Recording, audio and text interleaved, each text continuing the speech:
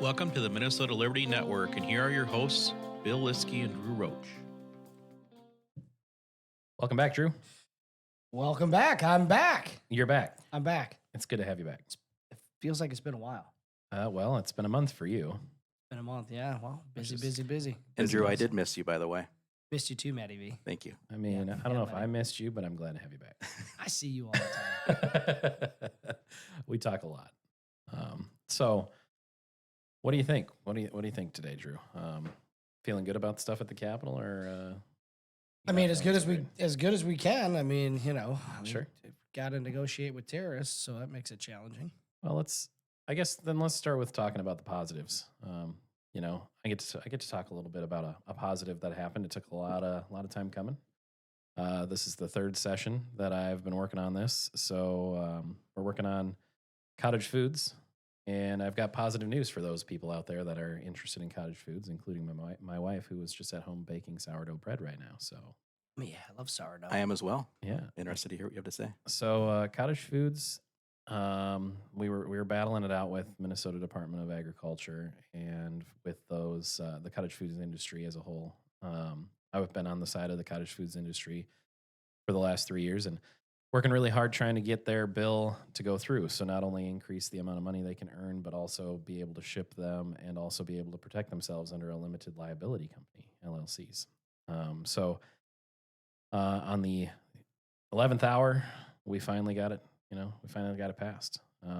So what happened is Thursday let's just rewind just a little bit. Sunday I was emailed by one of the deputy commissioners asking how the amendment was going. And the amendment they had sent me was not agreeable. It was just too much. There was things in there that I didn't agree to, that I never wanted. And then, so I responded, unfortunately, this amendment's just not workable the way it is. And their response was, well, can we meet? And I said, sure. So we get Jennifer Caravo, who is she's the vice president of the Cottage Foods group. And she came to the Capitol and met with us. And it was just myself, Deputy Commissioner Vobble, and Jennifer. And we hammered it out on Thursday. And it passed Friday morning it was an amendment that was added into the Ag Omnibus Bill, and it passed off to the floor. So we are actually on to finance because, of course, it's got to stop there first. But so we successfully have a bill that now is going to possibly allow shipping and allow you to properly protect your company. That's good. That's awesome. Yeah, I look forward to moving that along on the House side.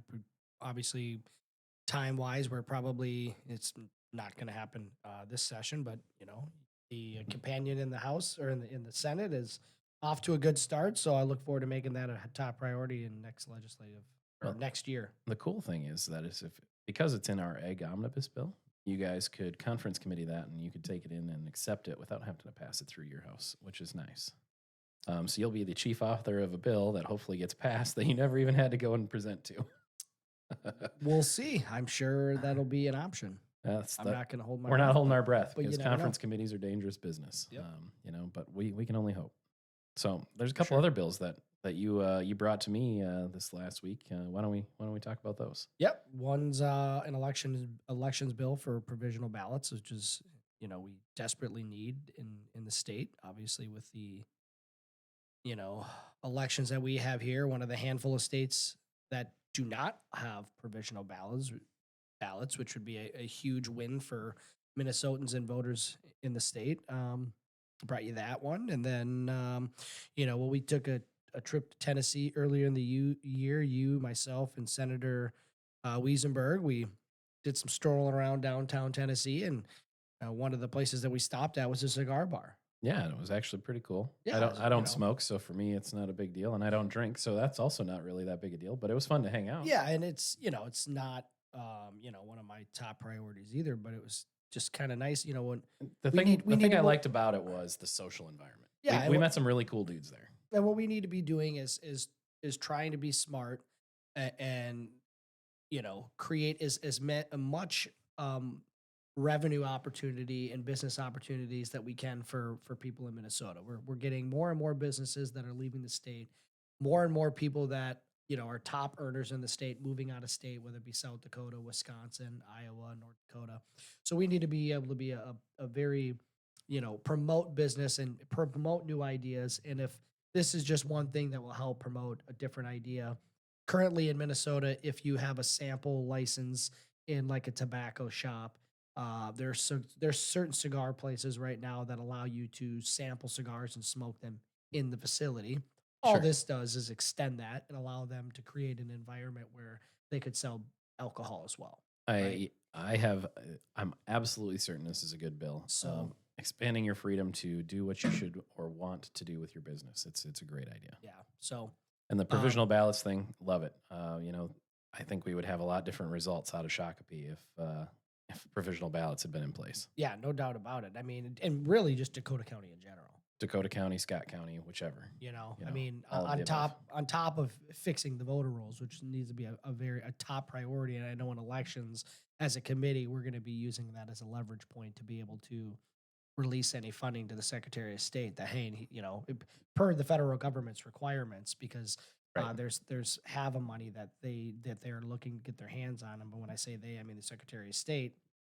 And in order for the federal government to give them the $1 million, they need to do some certain things with the With voter securing rolls, elections. Yeah. with the voter absolutely. rolls. Yep. And the state elections committee, we give them 200,000, and we're just gonna, potentially not give up that money until they do what they need to do. And so Absolutely. Secretary of State's got a lot of work to do. Absolutely. And there's one more thing going on here on these bills that you've been working on, and you and I are both authors. You're the chief author in the House, I think. I'm a co-author in the Senate with Senator Wiesenberg, but I think you got to see him yesterday. I did. Yep. What was going on yesterday?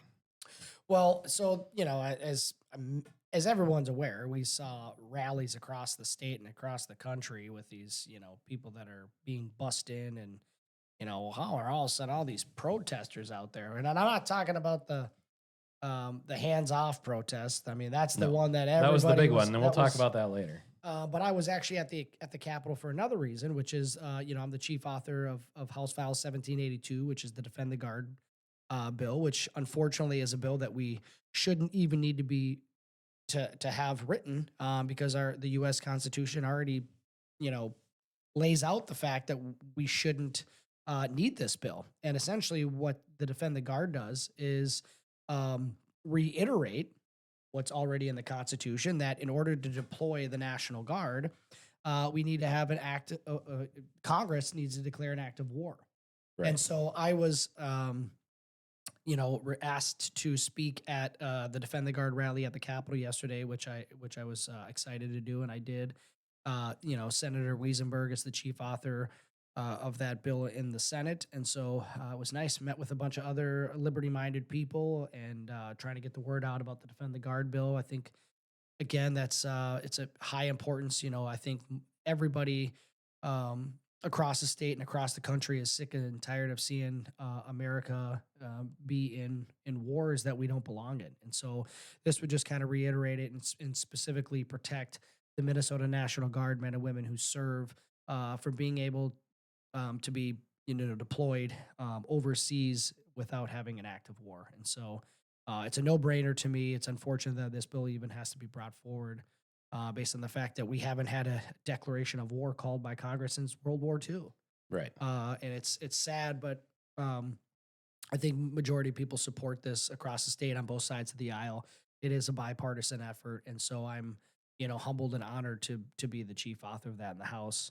And we're going to continue to grow the movement and talk to people and reach people on both sides of the aisle to educate them on why it's important. And I look forward to that being a top priority in the next legislative year. Yeah. I think the one thing that I always say with the Defend the Guard is that's most important to me. First of all, wars are expensive, costs a lot of taxpayer dollars. But the thing that's most important to me is that people lose their lives. We lose our family members, whether they're brothers, sisters, moms, aunts, uncles, Yeah. dads, whatever. We should not be losing soldiers in forever wars. Like, it just should not be happening. So that's my perspective. Well, on top of that, I mean, listen, I remember, and I stated this, yesterday when I was speaking. Um, I think majority of us our age remember where we were on 9/11 when that when 9/11 happened. Um, and after that, let's just be honest, we were fed a bunch of lies and propaganda about why we were involved in that and why we ended up, fighting in Iraq and Afghanistan because of that. And a lot of it turned out to be um, not true and Well, propaganda. and that's the worst part is that we didn't know what was true and what wasn't because we were just getting told Yeah, information. And I think that's kind of where we're at today too. Is that unfortunately a lot of times we fall into this realm of we listen to what we're told and we don't critically think. And correct. I'm getting really frustrated with the fact that people aren't willing to critically think. Critical thinking is by far the most important part of our day to day lives. Yeah. Um, Well, so with that, we were sold a bill of lies and used as pawns to push a narrative that in a lot of ways was not true or um, you know stretching of the truth. And the reality is post 9/11 we have things now that have taken away our civil liberties like the TSA, where you have to go through, before you get on a plane, you got to go through security and take off your belt, take off your shoes, go through machines. They want to scan your eyes. I mean, all this, in my opinion, just complete stripping of your civil liberties in the pursuit of being safe. yeah, And and I think that's not right. And then on top of that, we've got things like the FISA court, which is now used against Americans to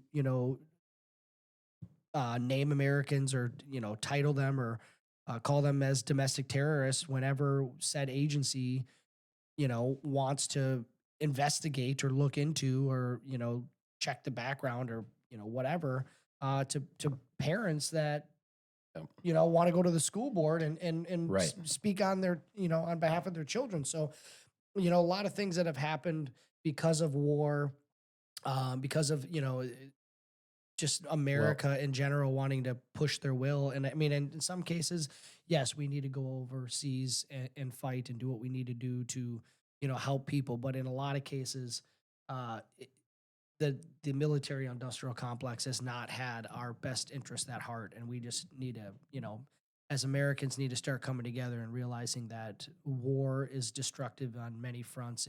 It kills millions of people and destroys families, and we just need to, at the end of the day, we need to, get away from that.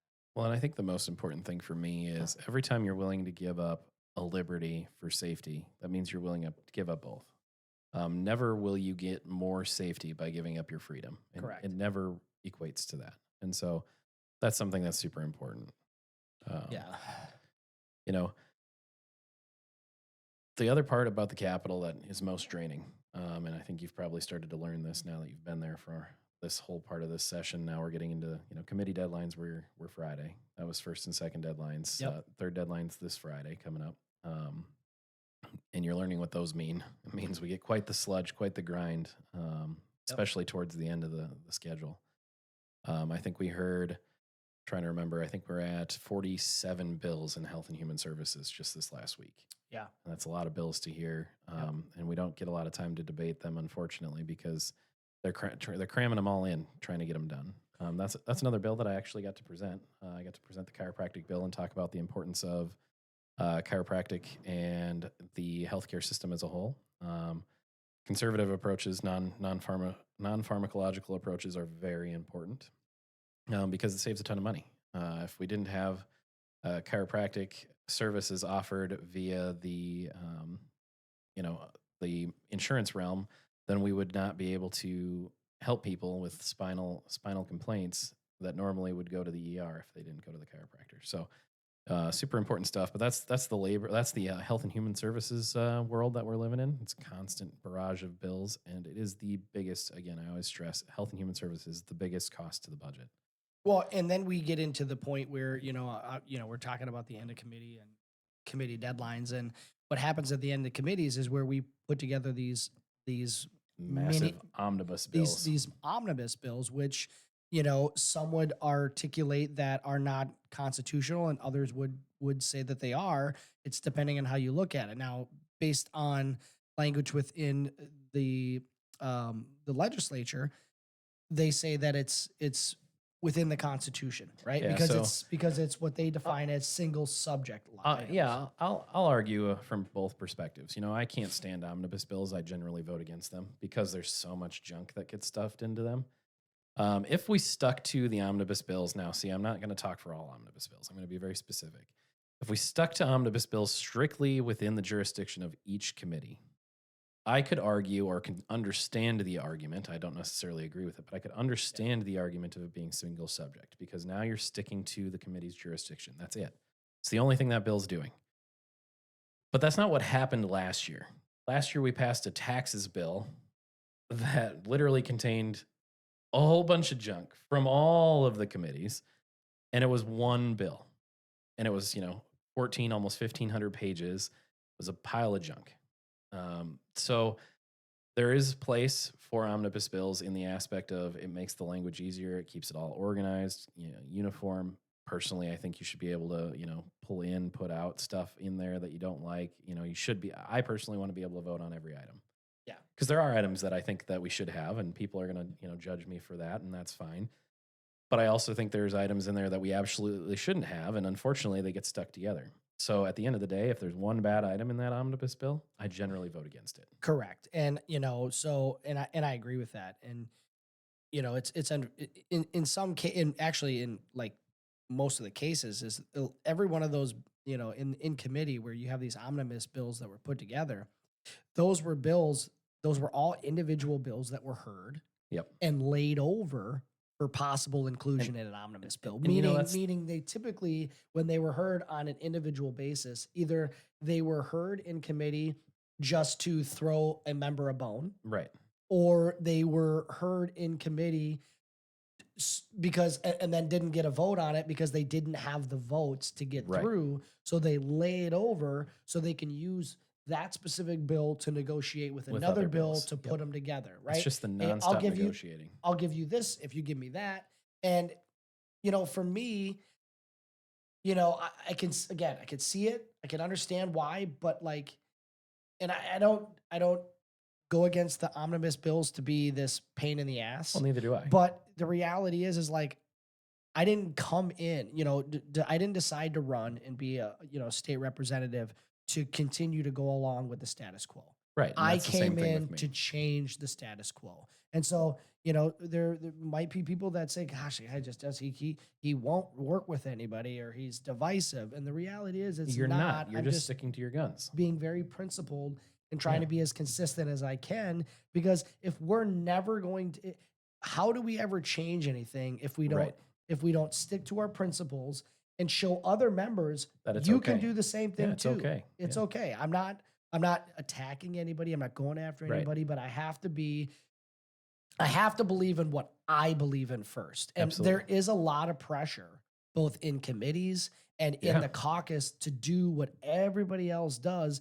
And it's problematic because if Right. we're going to sit here and, point fingers at the Democrats and say, man, none of them are, the difference between Republicans and Democrats, or Republicans are free thinkers and we think independently. Yep. But then at the same time, putting this pressure on Republicans as individuals to vote exactly like the whole body. Well, Right. how are we any different than the Democrats? No, and see, that's the thing that bothers me about omnibus bills as a whole is it brings in the idea and the ideology of groupthink. I think this part of this bill is great, so I'm going to think the whole bill's great. Well, no, we know you don't think that. We know you don't like my bill that got stuck in there. So why are you voting for the omnibus bill if you don't like my bill? Yeah. I would rather have, I think this is a process thing, and maybe it's something that as a caucus and as a Republican Party we should talk about is if a bill is going to be laid over for possible inclusion, we should have to vote on it still.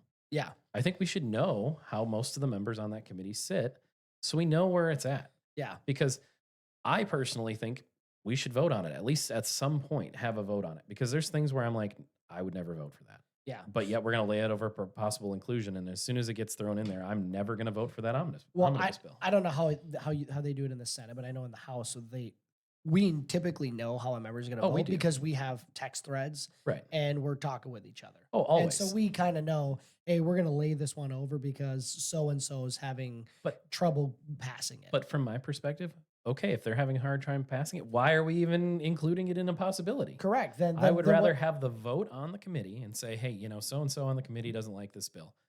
Perfect, but who knows? Maybe the Democrats do. correct. You don't know. And so if everybody were to take a vote, no matter whether they're for it or against it or whatever, there should be a discussion of a vote, whether it's yay or nay to be included as a possible inclusion. Yeah, I agree. So, and again, that's the state of the state right now in committee, and that's where you use the term sludge. Yeah, and It that's is- the sludge. It is a lot of sludge. And see, now you're understanding my sludge title. Yeah, no, I like it. it's It's a committee true. sludge. Yeah. There's a lot of moving parts that just no one understands the behind the scenes stuff until we sit down and explain it like this. Yeah. And so labor, even more drastic. If you want to talk about real sludge, that's a real sludge committee. She refuses to hear anything with Republican ideas, so we just cancel committees in the Senate when we don't have bills that we want to hear. Yeah. Well, I mean, and we're, in elections, in education, we're, right now trying to negotiate with the Democrats in election. So, not election. In education policy. Yep. Education policy. Our committees are done. We've done what we need to do as far as bills.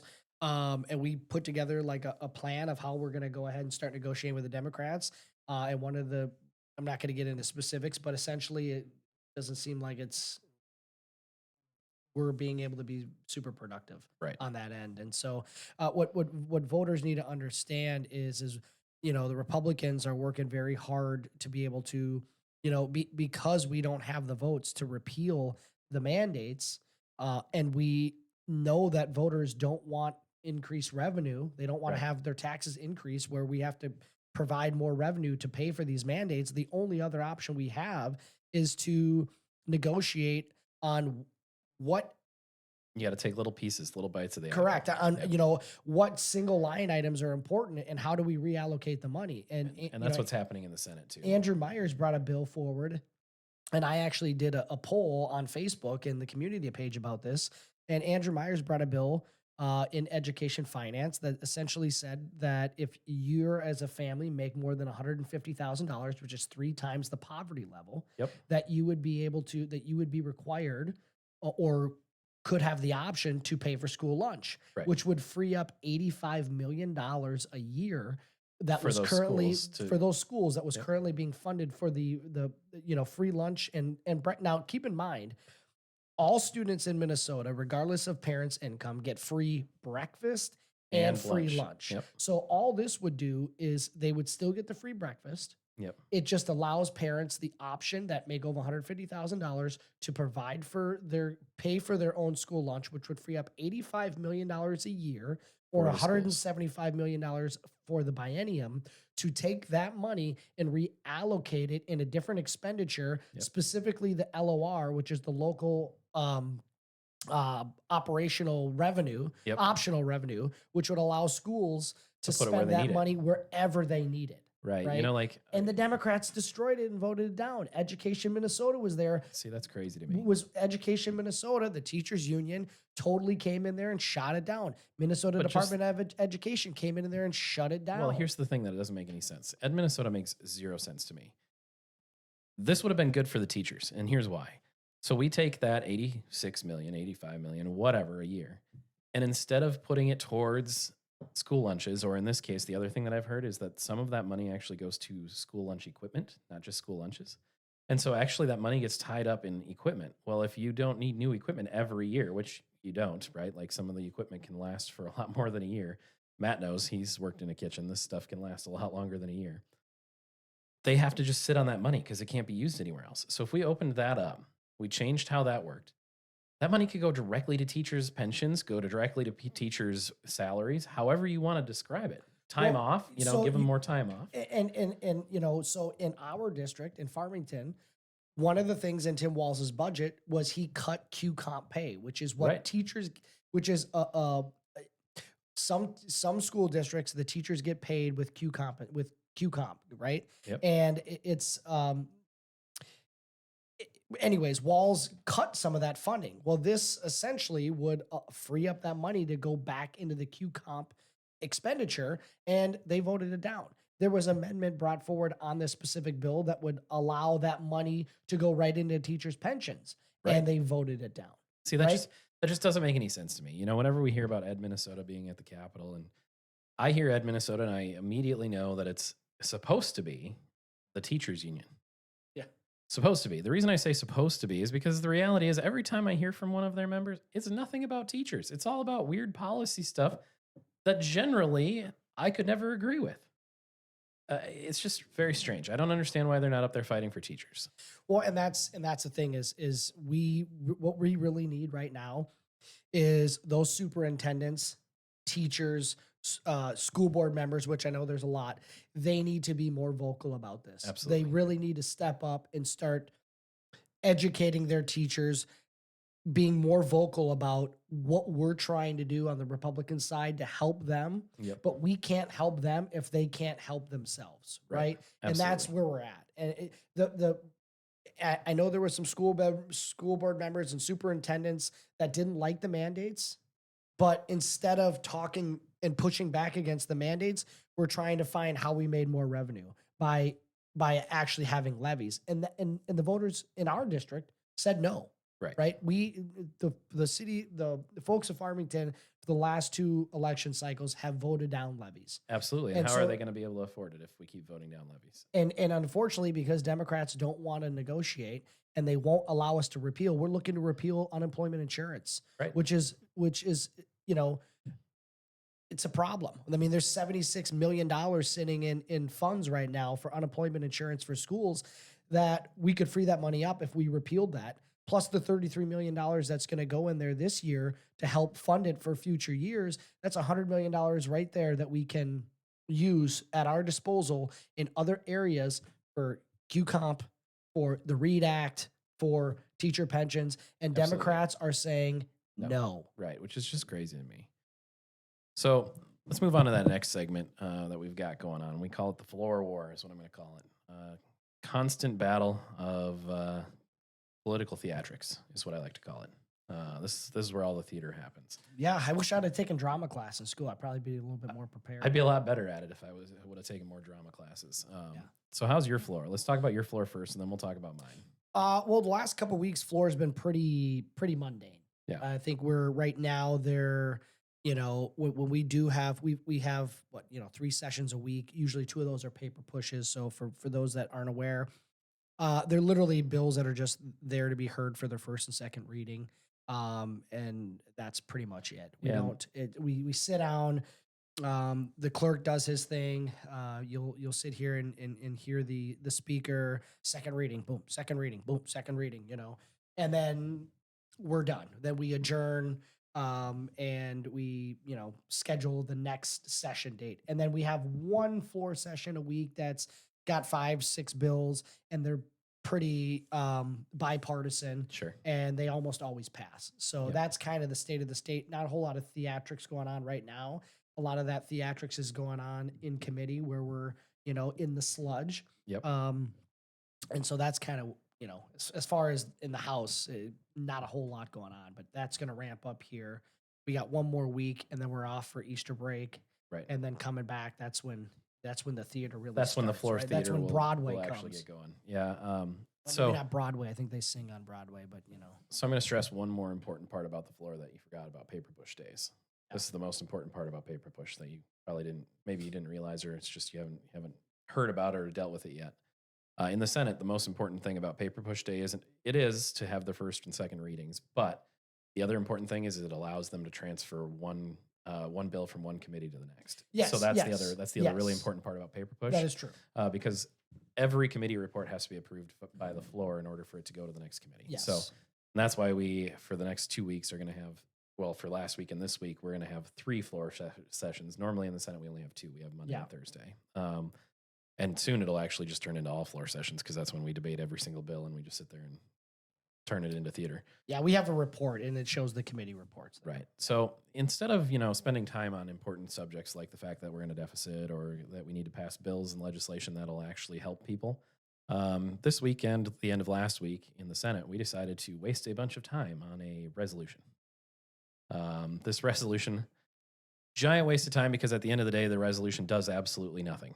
It sends a message to the President of the United States and to the House and Senate of the United States. Minnesota government has zero control over what the federal government is doing. The only thing we can do is write our own legislation to protect ourselves from them. But at the end of the day, what the federal government chooses to do, we don't have any say. And so here we are, Senator Latz, throwing up a resolution saying that we are mad and that we completely disagree with the pardoning of January 6th people that were violent, supposedly, allegedly, violent during January 6th. And so then on that, we had a whole bunch of amendments on the floor, which is just more theatrics, more wasting of time. And one of the amendments got on that said basically that violent crimes against law enforcement officers are absolutely not okay. And I voted yes on that. I was there that day. That was on Thursday. I was there. And then it got tabled. And then on Monday, it got brought back up. Well, so people are constantly emailing me and asking me what the heck happened.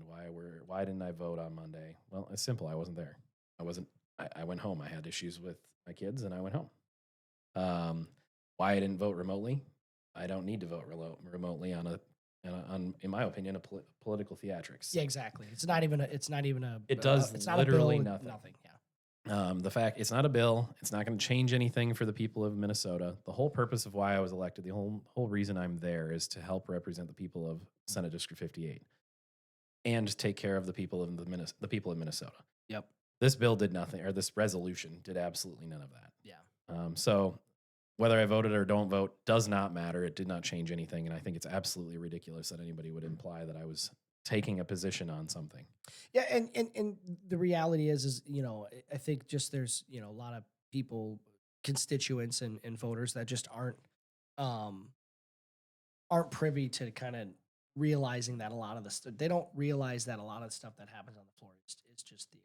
Yeah, Right? and that's the thing that's most frustrating. It's a way for both sides of the aisle, and in this case, somebody on the left, to just create a talking point Yep. to be able to use to go after Republicans. You're damned if you do, you're damned if you don't with the resolution, right? They can Yep. get you one way or the other, and they just want to be able to try to attack somebody for no reason that had anything to do with the state legislature. And so it's ridiculous. I don't blame you. My views on January 6th are irrelevant, but I think it was a I think it was a hoax myself. it was a hoax. So I'm It was going to a- own it. I'm going to own the fact that I absolutely, if I would have been there, probably would have ended up voting no. I think that was such Yeah. a stupid resolution. There's multiple reasons to vote no. First of all, the stuff that happened on January 6th, the more information we get, the more we realize that not a lot of what was being spewed on the media was true. 100%. Second part of the equation is it was a giant waste of our time. Yeah, you had Trump supporters that were there that were causing chaos. No, you had people that were actors that were wearing the uniform of the Trump supporter that Right. made it look like they were there to support Donald Trump. But as I've stated in the past, two things on January 6th, and I just have to touch on it, is at that time in history, conservatives were protesting a couple of things. One, the election, and two, they were protesting the lockdowns of our state and of our states and our country. And they were sick and tired of the government telling them what they can and cannot do. They were sick and tired of being told that they had to wear masks and they had to social distance. So I know, based on my experience at that time in history, many MAGA supporters and many conservatives were not wearing masks out of defiance of no more. We're not going to do it anymore. So Right. when I look on the all the videos and the footage from that day at January 6th, and every one of these antagonists were wearing masks and covering their face, those were not real, true MAGA Donald Trump conservative No, supporters. because none of Those them were- would have been wearing masks. Those were actors wearing masks to make it look like cloaking themselves in the conservative movement so that they could create a narrative that Donald Trump was there to create an insurrection. Furthermore, at the time that happened is the time in which the House and the Senate went to their separate chambers to go investigate the delegate votes of Arizona. Yep. Okay. And it was upon that specific moment that the insurrection happened. The investigation into the delegates of Arizona were stopped, and members of Congress ran to the basement. They were being protected by security. They were all downstairs, scared for their lives.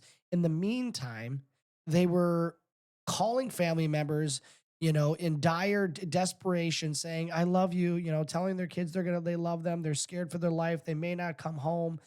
But when they came back to the floor and they came back to session, they all had new speeches. Oh yeah. And the consistent language that they used in that speech was insurrection. And I'll tell It was you all what, prepared. I had never heard the term insurrection in my life until that day. Well, talk about theater. You want to talk about theater? So that was That's theater. And that was, so you're telling me you were scared for your life. You were in the basement calling your family, but you were rewriting a new speech?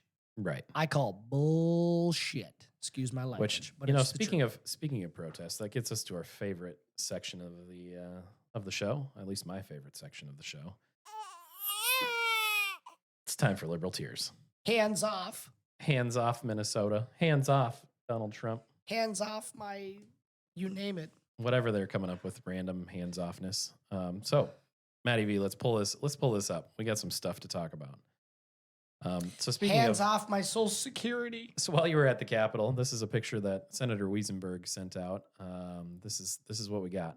It's pretty crazy. This is who was there. They were not supporting Defend the Guard, by the way. No, they were not. they were not there for that. We actually had a couple disruptors that came in and tried to disrupt it, but Let me adjust something for you real quick here. yeah, could you? We're going to take that off of there, I think. Yeah, there was a lot. I mean, there was probably, so when I came in, when I parked at the Centennial Building where I had my parking spot, I probably shouldn't disclose that, but whatever. There you go, guys. And when I Sorry walked, about that. when I That's walked across, I mean, there was thousands of people, and they were busing them in. Right. They were getting off Oh, of yeah, off school buses, buses yeah. and city And buses. then handing them signs that they had no idea what they meant. It was crazy. Like that picture right there, you would think that was from, presidential Trump's Right.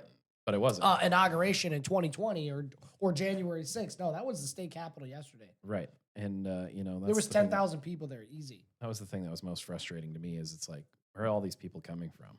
Yeah, it was crazy. So here's a good little clip for us to listen to their rally, their rallying cry. Thank you, everyone, for being here. You are unbelievable. The sun is shining on you today because you are on the right side of history. All right. Has she heard of a bobby pin? How can she see? The right side of history. What's the right side of history? Is it giving up our rights for globalism? Is that the right side of history? Is it giving all our money away for other countries to spend and squander? Yeah. I wonder how much money Alex Soros had in his hands in on that. It's funny because just to touch base on that. So earlier in the week in elections committee, we had a representative from the other side of the aisle who brought forth an amendment to one of the bills, and it was to get dark money out of politics. And she specifically brought up Elon Musk and his attempt to buy the election in Wisconsin and how it didn't work, and the voters of Wisconsin pushed back, but we still need to get rid of dark money. Not once bringing up George Soros. Or Pritzker or whatever his name is. Not those once. two billionaires. Yeah, not once bringing up Alex Soros and how they have funded hundreds, billions of dollars over the last, decades for Democrats to win elections. And I asked a simple question because it's always only Elon Musk. And one of the questions I asked the representative is, we talk about dark money, and that's great. I think it's a conversation we need to have. But as far as dark money, where do you lie on having presidential candidates pay for celebrities to have their endorsement? Right. Like Oprah and Beyonce. And she was perplexed. She said she had no idea that was a thing and had never heard of such a thing. Didn't Oprah get $2 million from Kamala? That's what we're talking about. Exactly. Correct, right? So it's just funny that they only want to point fingers. It's okay when they do it for years, but the second there's a now billionaire that's But involved on the conservative that's side. on the the forefront, that it does the exact same thing. And I believe Trump is smart. I believe Yeah. he does these things to bring it to light. Right. Not necessarily because it's like the right thing to do, but like, look at this is This is the what crazy. this is what politics has come to. This is the swamp, for lack of a better term. Correct. You know, it's funny because I have that happen to me all the time. Is I get people who've donated or are saying they're going to donate to my campaign, and they say, "Well, if you don't do this, I'm not donating." Okay, then please don't donate. Well, I donated to you. You should do this. You know what I always ask them? What's your address? I'll send you a check. Yeah, exactly. I mean, Yeah. I don't waste my time here. This is stupid. Correct. You know, you can't buy me, and there are people you can buy though, and I mean, it's pretty obvious that happens. Yeah, absolutely. You know, it's a topic that may come up here in the next show. We have a special show coming. That's why Matt had the funny extra camera, the extra angle. Yep. You know, stay tuned, everybody. This show's coming to an end, but we're going to have another show starting up again. So there'll be a second recording going on here yet today, as we talk about grassroots and how important they are. Absolutely. And you know, we definitely try not to take too many weeks off in between, but you know, we're getting into the nitty gritty at the Capitol, but we are going to be more consistent with our scheduling. So Yes, absolutely. And I think we stayed consistent. We've gotten it every 2 weeks, but Yeah, now no, absolutely. we're adding an extra. So this is a bonus week. You guys are going to get 2 shows instead of 1. So thank you, everybody. Remember, if you have any questions, anything you want us to talk about, you want us to know about, and or, you know, ask questions about, Minnesota Liberty Network at gmail.com. That's how you get a hold of us. Otherwise, you can message any of us on Facebook, and then be sure to follow and watch on YouTube and Rumble. see you later. Thank you.